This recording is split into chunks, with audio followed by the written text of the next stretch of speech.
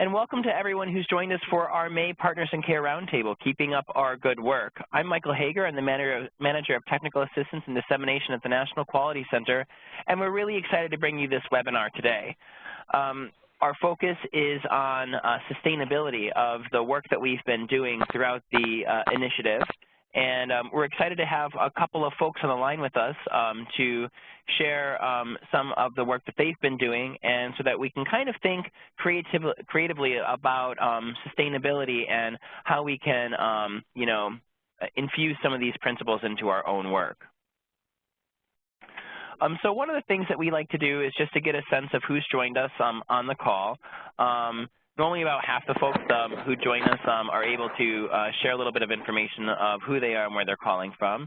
I'm Michael Hager from the NQC in New York, and I am the End Disparities leader. And I think a quick reminder to send it to everyone. Oh, thank you for that, Clemens. I almost always forget that. Within the chat box, if you see the picture of my face talking right now, there'll be a gray button above my face that says chat. You can click that button, and then the chat box will open up beneath my face, where it says send to. Make sure that the little down caret is selected to everyone, as Clemens just advised, because otherwise it'll just come to me. As we're interacting with each other over the course of this presentation, it'll be really cool if we can interact with each other and that I don't have to act as middleman, which can, of course, lose some value for all of you who are participating, and you want to have the chance to interact with each other. So thanks for folks who are entering a little bit about themselves in the chat room. While people are typing, I'll move forward. As I just mentioned, we like people to actively participate and write their questions and responses and reactions within the chat room. But of course, you can always feel free to holler out your feelings as well, or to ask a question. We ask that you not put us on hold. As you can tell right now, we have all the lines open, and that's going to facilitate that kind of discussion where we can share openly with each other. But if we have too much distraction from on-hold music or from side conversations happening within our offices, I'm going to go ahead and mute all lines. If you look to the right of your name, you'll see that there is a little white microphone. If you click it, it turns orange.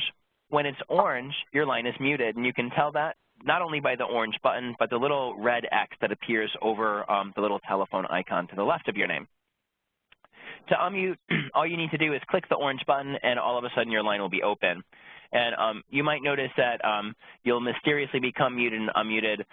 That's just me taking care of noise in the background. If you forget to mute yourself and there's some noise, I'm going to go ahead and mute you.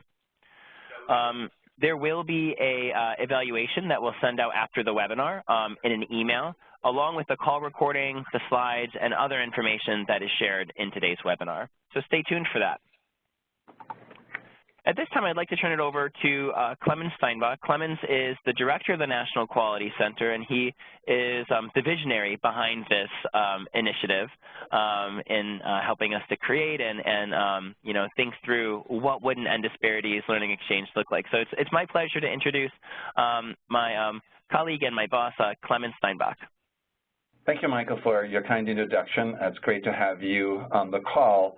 When we envisioned this national improvement idea and peer learning opportunity, we really always envisioned, with the guidance of Michael, to really include your voices, and because we feel it's an important partnership between providers and consumer, and to incorporate them. So we're really delighted to have you on the call today and to participate actively. I would encourage you to use your camera if you have one and it's installed. I think it also builds a certain community when we see each other, so I'd strongly encourage you to do so. Just a quick reminder to also, as Michael said, to use the chat room. It helps us to hear from you in terms of your voice, but also if you have comments, you have a website you want to link to, just utilize the opportunity that we have learning together. And lastly, I just wanted to thank Michael and Dolores for their leadership for this call and many other, and particularly Aaron and Anne for being co-presenters for today. So best of luck, and I'm looking forward to have a productive call. Michael? Thanks so much, Clemens. I'm really excited that we're going to be hearing from both of our speakers today about what they've been doing in the field around ending disparities, and I hope that we're going to be able to challenge a little bit our thinking around sustainability and have some good questions. So, definitely excited to have you on the line to help us shepherd this through. For those of you who are just joining us for the first time or are less familiar, the End Disparities Learning Exchange kicked off in October 2016 and is running until the end of next month. It's a 9-month learning exchange that is designed to bring together people living with HIV who receive services through the Ryan-White HIV/AIDS program and Ryan-White HIV/AIDS program recipients of all parts funding to just engage in a discussion and to become a community of learners. The more that we become accustomed to interacting with each other and in discussing and interacting with the subject matter, the stronger the chance that we're going to be able to productively move forward to make a dent in disparities together. So thank you so much for joining us on today's webinar and for being part of this community of learners. We wouldn't be able to do this work without you. And it's exciting to see and to hear how people living with HIV around the country are benefiting from the learning that you receive in these webinars. This initiative is just one of many things that the National Quality Center does. Our 5-year cooperative agreement with HRSA does expire at the end of June 2017, but we are excited to continue offering services up until that point, and then hopefully we'll have an opportunity to be refunded. But until that time, you can access all of our services for free. nationalqualitycenter.org. There are Quality Academy tutorials where you get 20-minute presentations on quality basics and many other resources, all of our publications on the website, and some really great contact information and other resources too. So I encourage you to check out nationalqualitycenter.org and keep in mind that End Disparities is just one of the many things that we do here at the Quality Center. So I see that Dolores has joined us. Welcome, Dolores. How are you today? Hi, how you doing? Very well, thank you. Very well, thank you. Dolores is one of my good friends and colleagues. She has been with the National Quality Center now for many years, but she's been involved in this work since almost its beginning, and she is a force to be reckoned with, not only nationally but internationally with regard to HIV services and especially clinical quality management and quality improvement.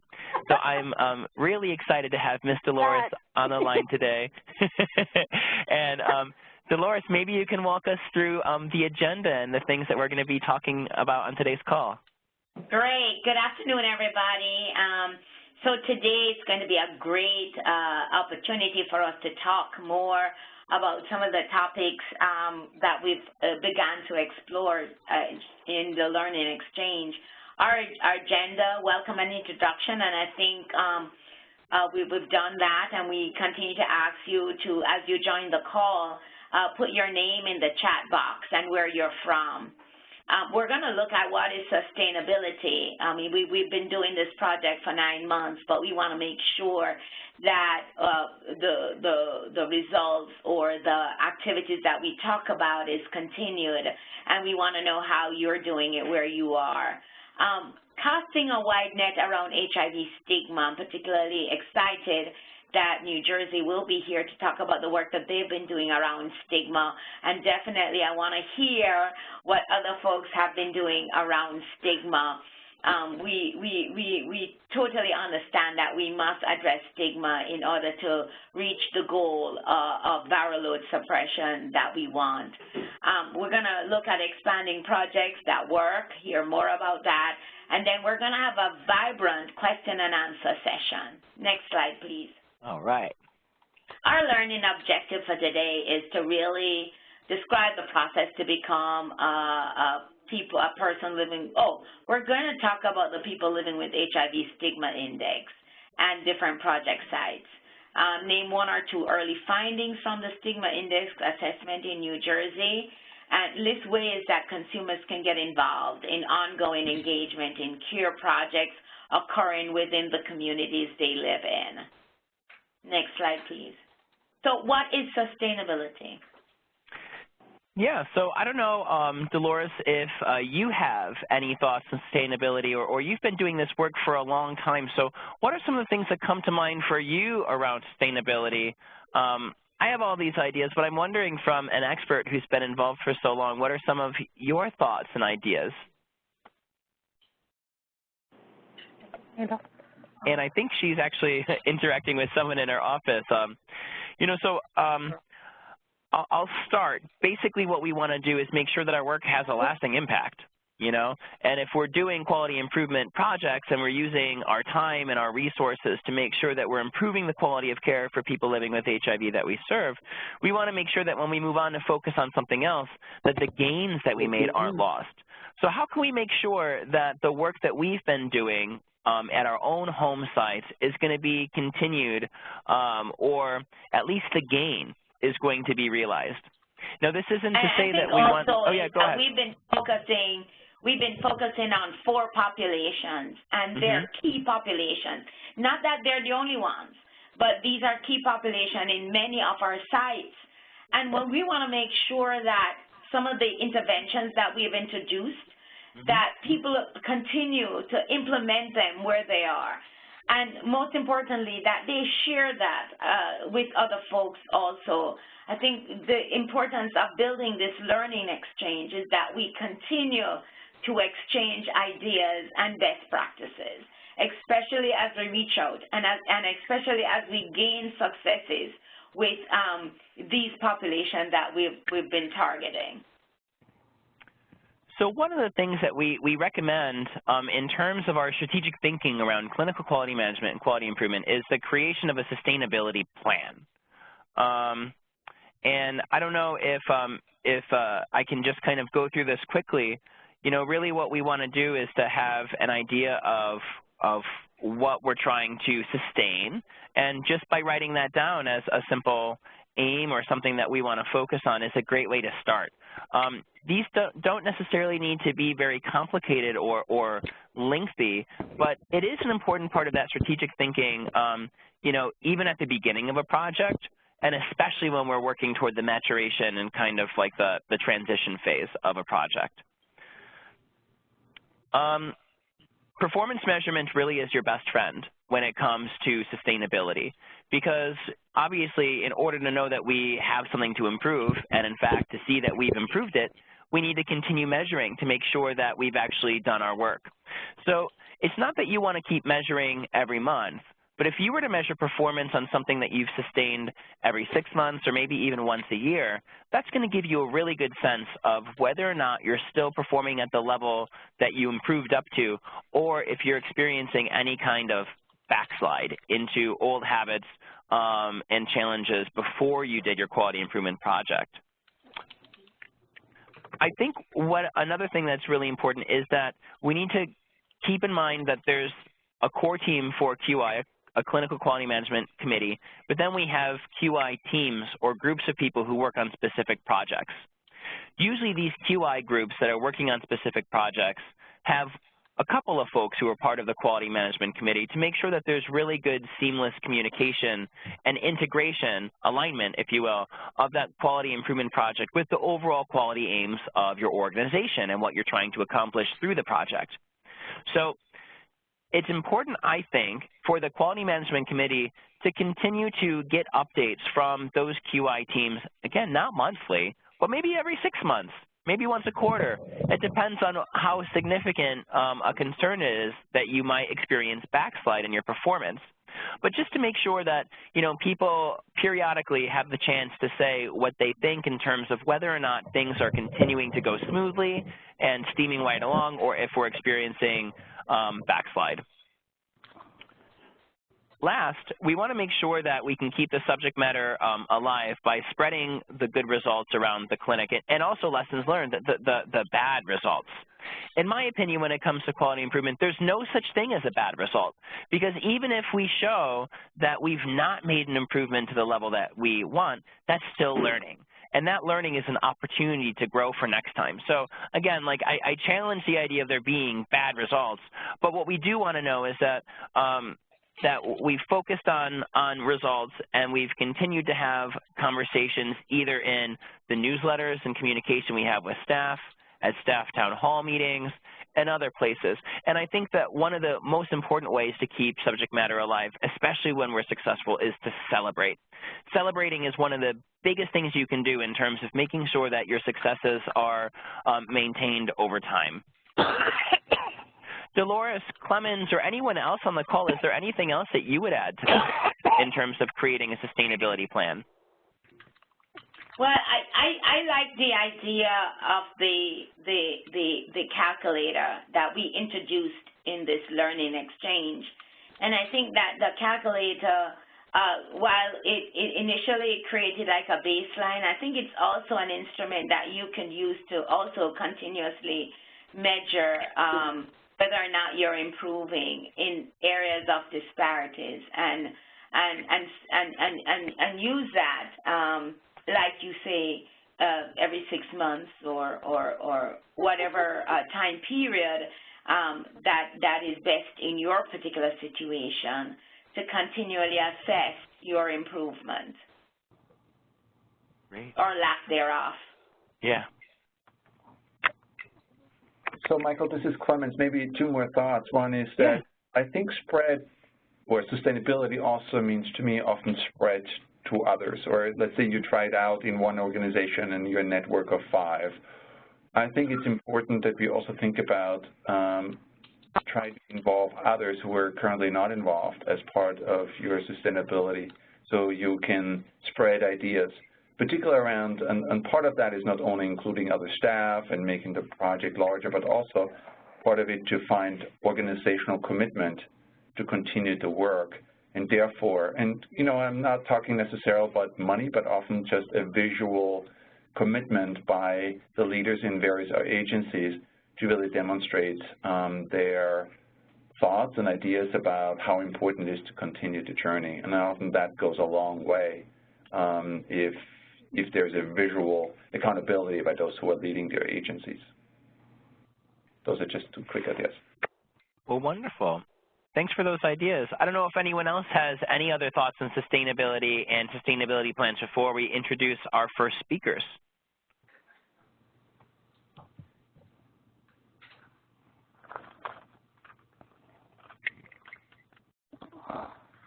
Okay.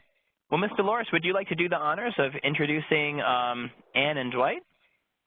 I would be so happy to do that. So about a year or 2 ago, at the national level in New Jersey, we are all a part of the New Jersey HIV planning group. And the planning group has subcommittees, and one of those subcommittees was on stigma. And as a member of that committee, we talked about how could we begin to measure stigma in our state. And we introduced the People Living with HIV Stigma Index. And Anne, as a researcher with Rutgers School of Nursing, was very excited about the project and decided that this is something that she could work on in her capacity as a researcher. So I want to introduce you to Anne Banji. She is a researcher at the Rutgers School of Nursing in New Jersey. Her office is between Newark and New Brunswick, and she will talk about, as the lead investigator, the process and the methodology that she has used in developing the People Living with HIV Stigma Index in the state of New Jersey. Working with her also is Dwight Peavy, who coordinates the project and really can speak a lot about the method of surveying that's used and how we are challenged across the state, because what is significant is that while the project has happened in different cities and different settings, this is the only statewide activity. So there are challenges in meeting goals, so he will be able to talk about that. So it's my pleasure to introduce both of my colleagues, Anne Banji and Dwight Peavy. Anne, would you like to start? Sure. Thank you, Dolores. Is Dwight on the line? I didn't see Yes, him. I'm on the line. On the line. I wasn't able to get on the computer because I got stuck in traffic, and I'm at a location in Trenton without access to a computer. But I'm on the line. All right, fantastic. So, you know, there were some questions that we've been given beforehand, and so I thought we would just kind of go through questions that we got and our responses. So, you know, Dwight and I will be sharing responsibility for answering. The first question that we got was the process it took to get involved with the Stigma Index, and Dolores really kind of gave some background on that. When she was the chair of the Stigma work group, she really told the group about the Stigma Index, kind of brought that to us, and as she said, we kind of decided as a group, and the group is comprised of staff from the Department of Health, people involved in prevention, care and services for people living with HIV, as well as consumers. So the committee as a whole decided that we would try to implement the Stigma Index, and what we, as Dolores suggested, we wanted to really try to implement it throughout the state and get not a statistically representative sample from around the state, but representative geographically and in the key populations that are involved in or that are affected by the HIV epidemic in New Jersey. So that was our primary goal. And the second question we got is how the process has gone. And I would say it's gone very well. I'm going to turn it over to Dwight to talk about that a little bit more. Thanks, and thanks, Dolores, for the introduction as well. So it certainly has not been easy. It's been somewhat of a challenge with trying to make sure that we include all of the various regions around the state of New Jersey. And as many of you know, or some may not know, that New Jersey is pretty much geographically set up in a real unique way, in that we have northern, central, and southern New Jersey. And so our thought was to make sure that we had a sampling from all the various counties around the state of New Jersey. And the challenge has been, you know, trying to recruit not only interviewers, but interviewees. And so what we did, luckily through some of the networks that we have, we were able to pull consumers to be interviewers from various networks around the state of New Jersey, from planning council bodies to the prevention and care networks as well. And of course, it was a lot easier because of the positioning in which you know, Ann, Dolores, and myself kind of sit in the state of New Jersey. But of course, trying to reach the individuals have really been a challenge with setting up interviews and making sure that spaces were safe where interviews could actually occur. I'm going to stop there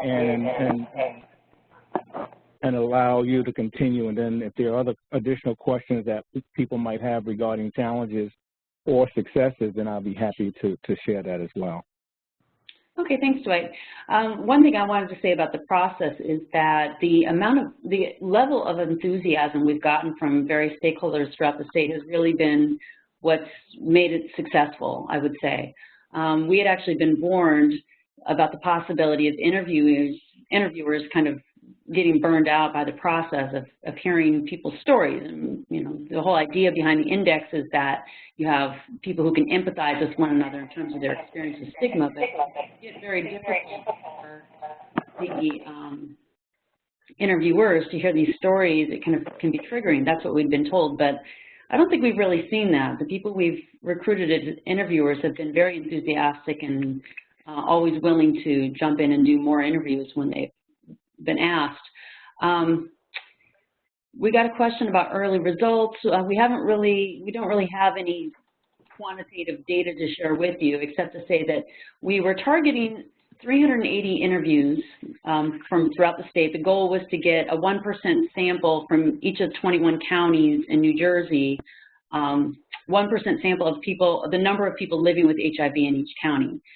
So with a target sample of 380, we've gotten at least 3/4 of those targeted surveys completed by now. And we've been able to complete data collection in nearly all 21 counties. There are a few counties where the number of people living with HIV is rather small. It's harder to contact those people to participate, to identify people to participate.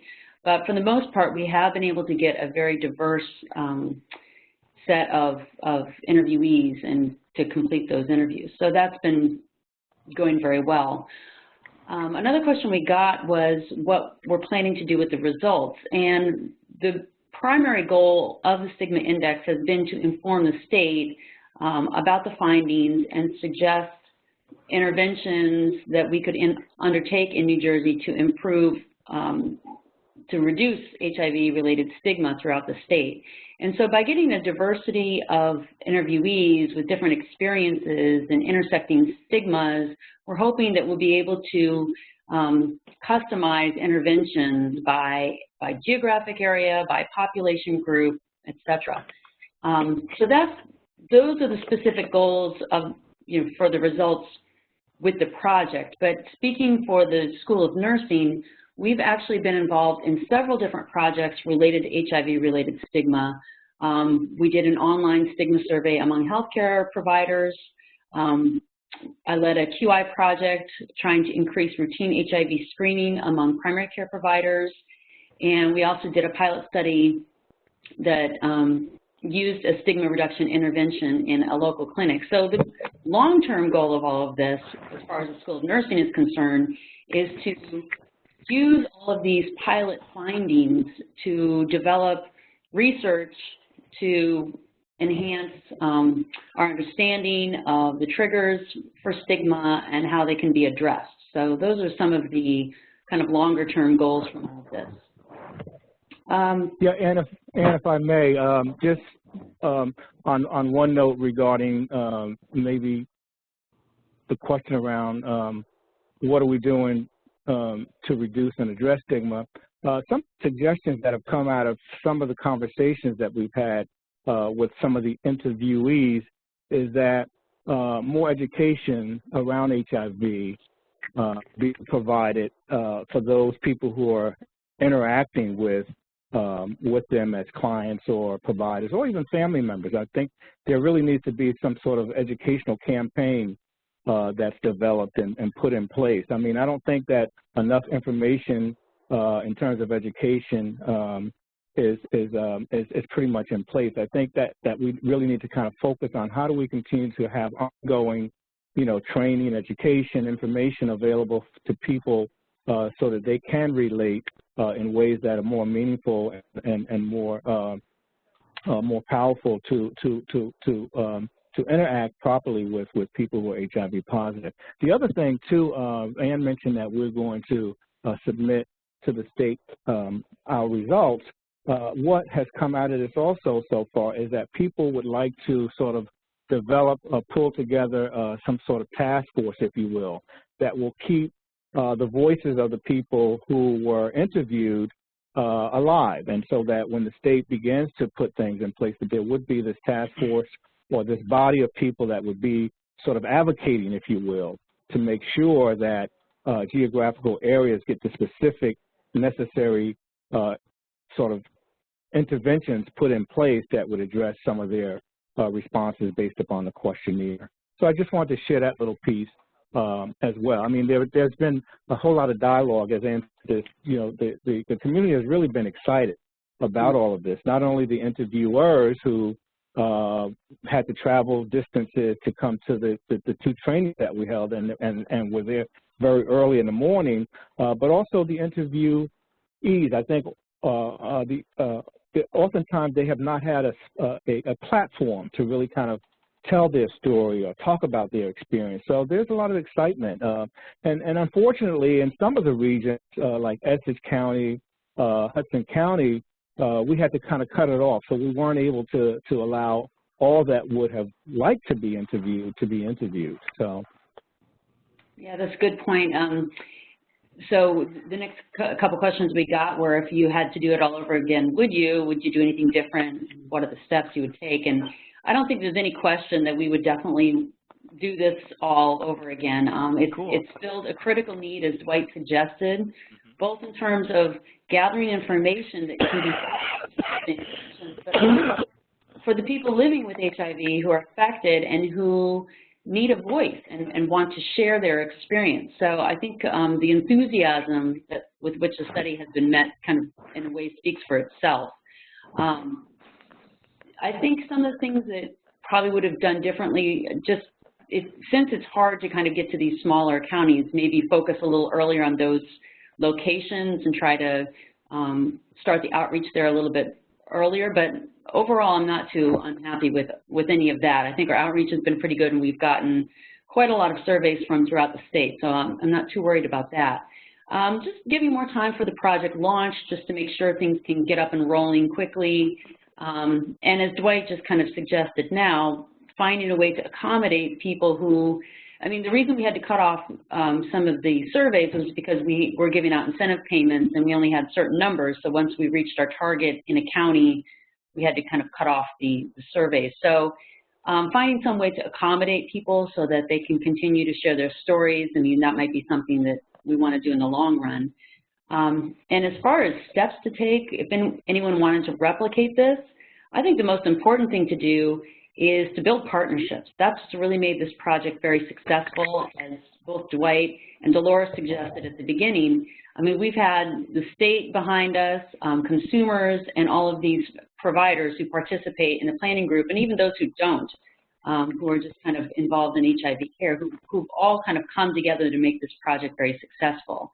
It's also important to know the populations you're dealing with. So we use data from the Department of Health to identify kind of some of the key groups who are affected by HIV in New Jersey, but we also put together a steering committee of folks from around the state who, you know, we asked them who are some of the people who don't typically get a voice that we really need to be sure we reach. And for example, folks who are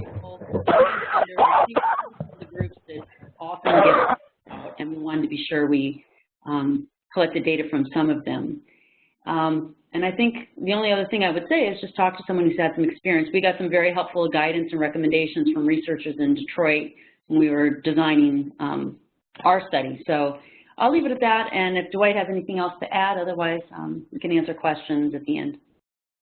No, I think, Ann, the only other thing that I would add is that it's definitely important to allow yourself enough time to kind of build the relationships, because when you're casting the net as broad as we're casting it around the state of New Jersey, it becomes very challenging to try to outreach to all the many regions and all the many areas and providers, as well as of course, the clients to actually conduct the interview. So enough time in advance to really kind of build those networks and build those relationships so that you are able to kind of get into those areas, into those communities where you want to have the people tell their story and hear their voice and talk about their experience. Thank you. Thank you so much, Dwight. Thank you, Ann. I just have one question. We'll do most of the question and answering at the end, where everybody can participate. But I wanted to hear your impression of what the benefits were for those consumers who became interviewers. It seemed almost that this was the intervention for them, and I kind of want to, you know, just your anecdotal impression of, you know, what was the value to these consumers who became interviewers. Well, I think they felt empowered, Dolores. I mean, this was an opportunity for them to meet with their peers and to really sort of be able to relate, because as we know, this is a peer-to-peer sort of approach. So the same experience that the interviewee is sort of talking about based upon the questionnaires, the interviewer had most of those same experience or could relate to those experiences. So it was a thing about empowerment and really kind of an opportunity to say, listen, someone really wants to kind of hear our story and tell, you know what has been our experience. Oftentimes, in the case of the interviewer, they really have not had the opportunity to really be in a sort of leadership role in terms of, you know, interacting with their peers and having an ability to really kind of have a discussion that's meaningful and beneficial as it relates to their experience, not in stigma, but just the whole idea of treatment and access to care. I think one of the other important points that we shouldn't lose out on is that the ability for people to really kind of be that that instrument, if you will, that is going to, be relating to either the researcher or have the ability to relate to the state in this case. I think one of the opportunities that afforded the interviewers through this process was the ability to really kind of stand up and relate to and begin to even speak out as their experience have not really been told based upon some of their opportunities that they had in different venues. So I think the empowerment is a real big piece for the interviewers in this case. Thank you so much. Great. So there have been a couple of questions in the chat room, but I'm going to go ahead and move on to talk to Aaron, and then we can circle back, as Ms. Dolores had mentioned before. Keep these questions coming. They're great questions we see in the chat room. But now, if you don't mind, I'll introduce Aaron Burgess. He is a first-year doctoral student and research assistant at Florida International University in Miami, Florida, where he's studying social welfare. He earned his Master of Social Work degree from University of Maryland, Baltimore in 2014 and holds an active graduate-level social work license in Washington. Aaron has a passion for research related to sexual and gender minorities and HIV-related health disparities, and his current doctoral research is focused on suicide prevention with sexual and gender minorities. Aaron's been awarded the following awards for his advocacy for sexual and gender minorities and persons living with HIV. The Distinguished Mountaineer Awards by West Virginia Governors E.R. Tomblin in 2011 and Jay Manchin in 2012, as well as the D.C. Concerned Providers Coalition Advocacy Award in 2015. In his private life, Aaron is a former Zumba instructor and an aspiring novelist. Aaron, thanks so much for joining the call today, and I'm wondering if you can talk a little bit about the program that you were doing in Washington and some of the learning that you had around that. Well, hello, everybody. I just want to, first of all, thank everybody for the opportunity to be a part of this today. I'm driving en route between Orlando and Miami right now, but I pulled over so that I could be able to make the call. In Washington, D.C. in 2014 and 2015, at Children's National Health System, we received a grant through the Washington AIDS Partnership to develop and implement an LGBT cultural competency training program that was under the leadership of Dr. Lawrence D'Angelo, the chief of the Division of Adolescent and Young Adult Medicine, and an HIV specialist. So the Washington AIDS Partnership, their focus was to support two programs who could shift working with LGBT young people, children and young people and their families from a primarily HIV, primary and secondary prevention or intervention approach to a more inclusive approach while still keeping HIV as an important factor, but understanding these other intersections of their identities as well as their lives and health risk factors therein. So we were the training component of that two-pronged grant. We had hoped during that time, we hit the ground running. They hired me. We developed the training as we were doing it.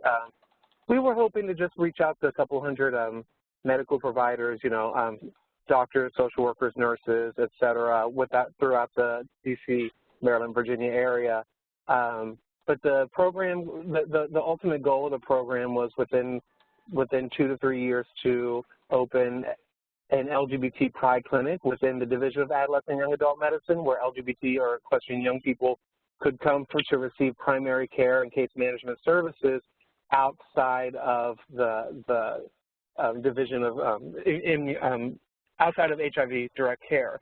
And so after we started, we received, the snowball effect happened, and we received requests from social service and nonprofit organizations, from classes in colleges and universities, even all the way out to Shepherd University in West Virginia, to be able to provide this training from the student level all the way up to the practitioner level. We were also asked to be able to speak with patients and their families and be able to assist in active patient cases as well.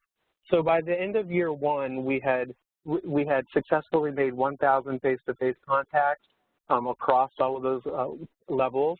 We were able to implement an advisory board within Children's National Health System of LGBT, HIV positive, and allied providers to be able to support not just at the patient level, but also be able to let those providers know that they have a system of support within the system. And the clinic actually saw its first patient by the end of fiscal year 1, and so we were able to have an opening. And so we worked my way out of a job, and I guess in a certain aspect with that grant year. But we were also a part of the DC Concerned Providers Coalition, which was a network of providers who primarily, historically, were serving at-risk MSM and transgender women of color primarily, but that had evolved and it expanded to being able to develop targeted relationships to be able to, for the care of LGBTQ young people. And so one thing that I'm proud of that the coalition did was in Washington, D.C., previously they were able to pass an HIV cultural competency requirement for clinical service providers for continuing education requirements. And the coalition was a contributor to the current LGBT health education cultural competency bill that was successfully passed for all clinical service providers. And I'm particularly proud of that with my advocacy for addressing intersectionality within persons living with HIV and LGBT and that are also LGBTQ, as well as incorporating the family system. And that is part of what led me to my doctoral work down here at FIU. Beautiful. I think that's really... That's a description. Yeah. Thanks so much for that, Erin. Dolores, I don't know if you have any follow-up questions for Erin. It sounds like a really exciting program of cultural competency and training that bridged a lot of gaps here. So. Yeah, I definitely, I wanted to hear, Erin, a little bit more about that intersectionality that you're working on, because that is so important. I mean, we are more than HIV. We are all the issues that intersect in our life and intersect with the disease. So I just wanted to hear a little bit more about the work you've been doing on that. Amen. Thank you. Sure. I can talk about what I did within the coalition for that year, as well as my interest in my research now and the relationships I'm developing. In Washington, D.C., I was seeing that I was training white, straight, cisgender service providers who were predominantly dealing with, and within children's, they were seeing a lot of adolescents who were African-American, MSM trans women, and what Dr. D'Angelo and I noticed was that the things that people knew about HIV or about LGBT young people came from a very white dominant culture perspective, and there were no real considerations being made in regards to religion, race, ethnicity, levels of acculturation for Latino youth, young people as well. And so that was a point that we stressed throughout the trainings with the providers, and when we were able to speak in at conferences as well, was to be able to understand that identity, as we know, identity has more than one axis to it, and that we need to be able to come from a person-centered focus. And I was especially proud that I was able to lend that social work lens to the pediatricians and nurse providers. Down here at FIU, I'm really interested in researching the family level, the family system in relation to risk and protective factors, which contribute to stigma for adolescents and emerging adults who are LGBT and HIV, LGBT and or HIV positive, and how that stigma from the family system might contribute to suicidal thought or intent. And at Florida International University, we're a predominantly Hispanic serving institution, And so it's critical in the work that we're doing to be able to understand these more than cultural nuances that people experience and that their families experience, to be able to ground this research and turn into something meaningful that can lead to future more specific and focused intervention therein. Thank you very much. Great. So, Ms. Dolores, I see that we have 15 minutes left. I don't know if we want to, focus on questions and answer first for Anne and Dwight and Aaron, or if we want to give people a chance to kind of share what work they've been doing with their own stories, or what do you think is the best way to proceed here? Well, I think I'd like to hear a little bit of other people's story that are willing to share now. If there's anybody on the line now that wants to share a little bit about what they're doing in their area, I would love to hear that. Dolores, Dwight again. Is it possible that I can just add one other thing I wanted to kind of share on the call as well? Yeah. Yes, please go ahead. So because of the Stigma Project in New Jersey, we've been able to do a lot of different initiatives in New Jersey. And we have coming up a unifying resource prevention and care summit that actually Dolores Dockery is going to do a workshop on.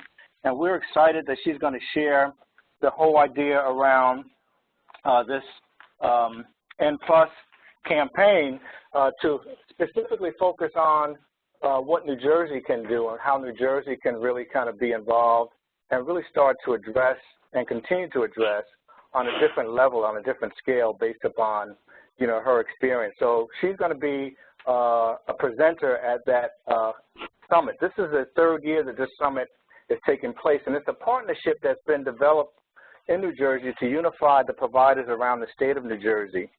This is the third year. It's been so successful that this is happening for the third time in 2017 on June 16th. So we're excited to have Dolores be a part of that. She's going to be addressing, again, ways in which we can begin to look at the disparities around areas in New Jersey. Not that that hasn't been done, but we want to build upon and expand that. So we're excited about having her be a part of this. And I think a lot of this is due to the project that we've been working on as it relates to the Stigma Index.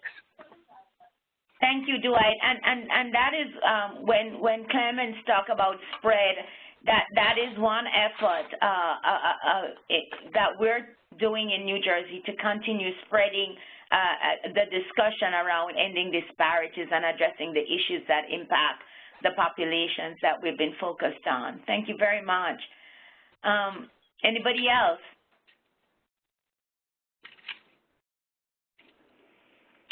So if there nobody else willing to share their story at this time, what I am going to suggest is if you change your mind, just put a little note in the chat box. I am monitoring it. But what I'm going to do now is proceed questions that are currently in the chat box. I continue to ask you to put question in the chat box or unmute your phone and ask the questions directly. So one question that we have in the chat box is, are there examples of how the Stigma Index outcomes have been used to improve care or change policies? And I would direct that question to Anne or Dwight. Actually, Dolores, I think you're probably the best person to answer a question like that. Well, what I can say is that the Stigma Index was first developed by the Global Network of People Living with HIV. That is an international organization with head office in Amsterdam. And it was developed through a coalition of international bodies. So I will direct folks to the website. And on that website, you will see how in countries that have done the stigma research, how they've used the result to develop different interventions to address different issues. The uniqueness of the index is that it is relevant or becomes relevant to where it rolls out. And so there are examples where policy changes were made. There are examples of where resources was, the evidence was used to garner more resources and to put different interventions in place. In the United States of America, the stigma has rolled out in, I think, 4 areas so far. Detroit, Michigan was the first, and that was followed by Louisiana, New Jersey, and there's one other that isn't coming to mind right now. But yes, there have been examples of how the results of the stigma index have been used to address and improve care, and also to provide an argument for policy changes. And I'm just navigating that right now so that people get a sense of what Dolores is talking about. You can go right to stigmaindex.org, click on any country, and you can see the recommendations that came from that country. And you can see there are a number of countries around the globe that have already implemented this or are in the process of analyzing their data currently. It's an extremely exciting time to be looking at this information. Yeah, this is Dwight again. I think it's a little too soon for us, but I must say, you know, in Ann's comment, we do see the excitement around the state of New Jersey amongst the interviewers and the interviewees. And, you know, I think one of the things that I mentioned earlier, what's going to come out of this is some sort of task force that's going to be an advocacy component that wants to kind of be the voice to the state to make sure that, you know, whatever interventions are put in place, that these interventions are going to be appropriate for what they said in response to the questionnaire. But I think, again, it's a little too soon to see, but I do get the feeling that based upon the excitement and where we've gone thus far, that we will see some additional changes coming about, be it through policy, be it through advocacy, be it through building coalitions. You know, I think, again, that the excitement is there, and I'm just looking for more to come out of this. So it's exciting times for New Jersey. Yeah. You know, I'd like to actually just take a second to tease out some of the nuggets of sustainability that we heard in Ann and Dwight's presentation. And I'll do the same for Aaron in a moment. You know, at the beginning of the call, Dolores, Clemens, and I were talking about some principles of sustainability. And one of the important things is keeping the conversation alive by, 1, talking to your team members who are involved in the actual work, by sharing your results far and wide, and by continuing to do measure periodically. And what I heard from Ann and Dwight and also from Ms. Dolores was that that's exactly what's happening in New Jersey with this project. Walking into this project, there was an intensive strategic thinking that went into what it would look like to roll this project out. And it wasn't just, I'm picking it up and running. No, there was thought about how these partnerships would be fostered and how we would be able to reach the people within the field. That's really important to make sure that you have valid results, but also to make sure that people have faith in what the results are and that you're going to be able to do something with it moving forward. Thinking about these partnerships and taking to the next step by creating teams of people who are the interviewees who will be able to create those action groups or committees moving forward to kind of bounce ideas off of as a sounding board is another wonderful way to think about sustainability of a project just like this one, because you're not recreating the wheel every time and trying to recircle people. You've already identified people who are invested and they're interested because they have completed the survey.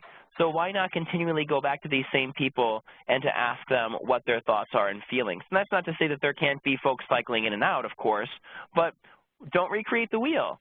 Start with what you have and make it bigger and better as you go.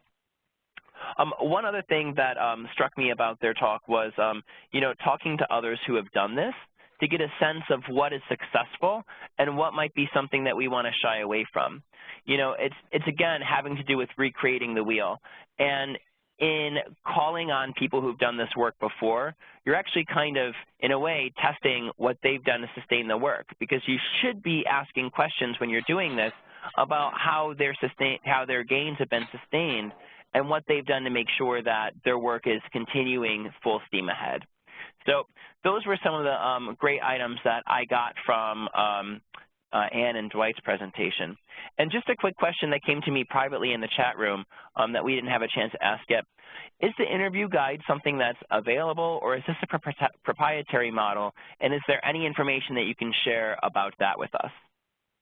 Dolores can probably speak to that more as well, but it is available, and it's available in many languages, actually. It's been translated into more than 50 languages, I believe. So, I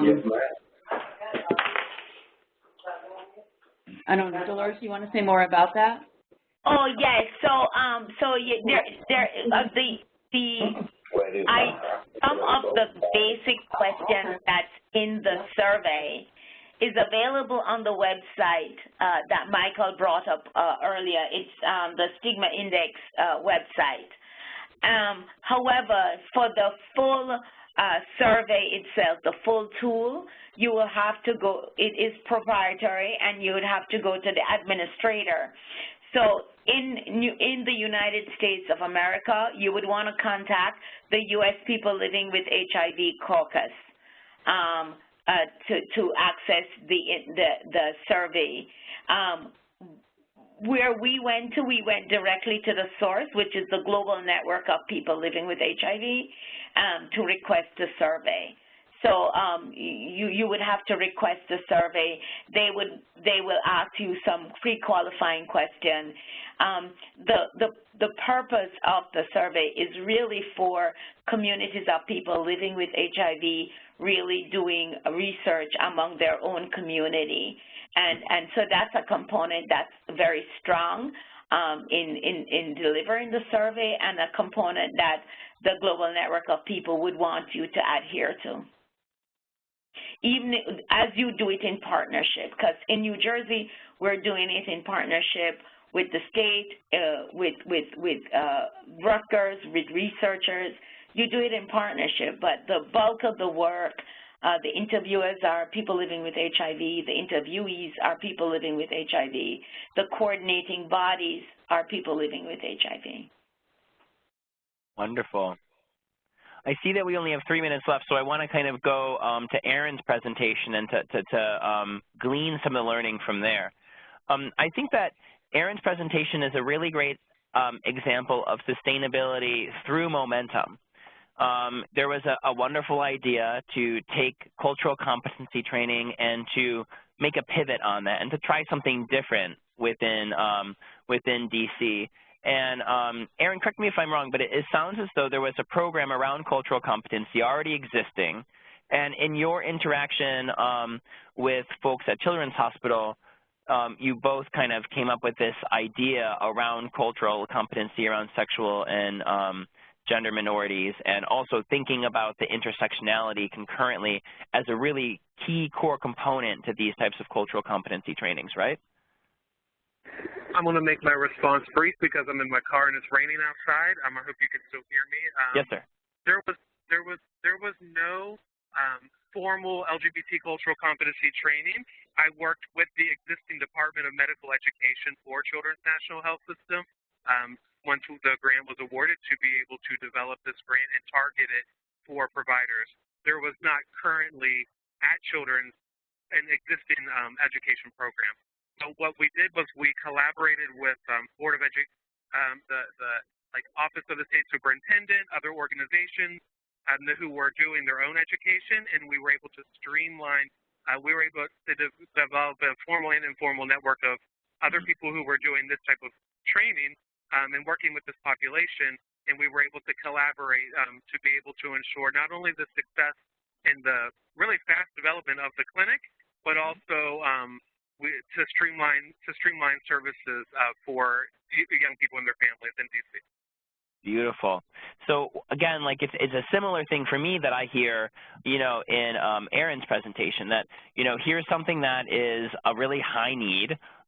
It probably was an expressed need, maybe not expressed all the time, but clearly it was a very high need based on the number of folks that they had running for them to engage in this type of training and this type of activity. And by building these partnerships in thinking strategically about intersections and strategically about, how we can fill needs that are expressed within our community, I really feel that that pre-planning and that strategic thinking is what helped to propel Aaron's program to be so successful.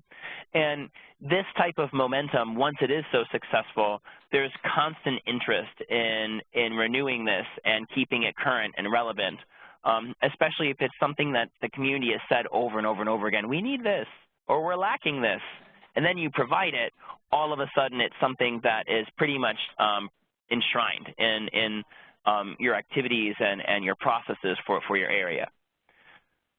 So I don't know, Dolores, I hope I didn't talk too much. I wonder if anyone else has any questions that they want to ask. It seemed like we're getting no additional questions, so I guess we can go to wrap up, Michael. Okay, great. Well, as we mentioned, we are in the final stretch of our End Disparities Learning Exchange. We have 1 month to go. This month we focus on sustainability, and next month we're focusing on spread. As Clement and Dolores both mentioned, these ideas are very close together, but we wanted to think a little bit strategically about what it means to sustain in one project and what it means to spread it, because there is a little bit of a nuance there. So our next Partners in Care Roundtable is going to be on June 22nd. We're going to be looking at the consumer aspects of spreading our good work. And then June 15th, sorry for the typo, June 15th, we have Greater Than the Sum of Its Parts, where we're looking at presentations by folks who have been communicating with us throughout this initiative, what they've been doing in their field. We have a number of folks who are going to be on the line to share exactly what they've been doing, how they've used the calculator, how they've had conversations, and specific intervention that they've tried through this initiative. Just a last reminder that our Action Week is ongoing. Tomorrow is the end of our Action Week. So if you've been doing work around ending disparities, whether it's using our calculator, whether it's having community meetings or town halls, or just discussing it at your staff meeting, we'd really love to hear from you about what that is. You can drop it in a line to me, an email. You can submit it through our portals on the website, enddisparities.org, or you can just pick up the line and give me a buzz if you have any questions around this. We're going to extend the submission time frame until Tuesday. Monday is a holiday, so we're extending it till Tuesday. So you have a little bit more time left if you just want to share with the community a little bit what you've been doing locally at your own site. At this time, I'd like to turn it over to Clemens to provide some closing remarks to all of you who joined us on today's call. Clemens? Thank you. I'm delighted. Thanks so much for participating today. I know it's already past the hour, but I want to thank you for all the comments, particularly to our presenters who were out in cars in the offices. So I'm really appreciative of all your efforts to be on the call today. So thank you so much. Excellent call. Thank you so much, Michael. Thanks, Clemens. And I just want to echo those sentiments. And Dolores, is there anything that you'd like to say in closing? You know me, I'm really excited about addressing stigma, so I'm very pleased that our presenters could join us today. I really support the idea of intersectionality. So Aaron research, it was really exciting for me to hear about his efforts around that. So I want to thank the presenter, and I want to thank all persons who participated. Thank you all. Hear, hear. Thanks so much for all you do, and be on the lookout for an email coming from me later today that will include the link to the recording and our chat transcript in addition to the slides. So thanks again, and personally, thank you very much, Aaron. Thank you very much, Ann and Dwight, and we hope to work with you again very soon. Thanks for having us. Thanks, everybody. Cheers. Thank you very much. Thank you. Have a wonderful day.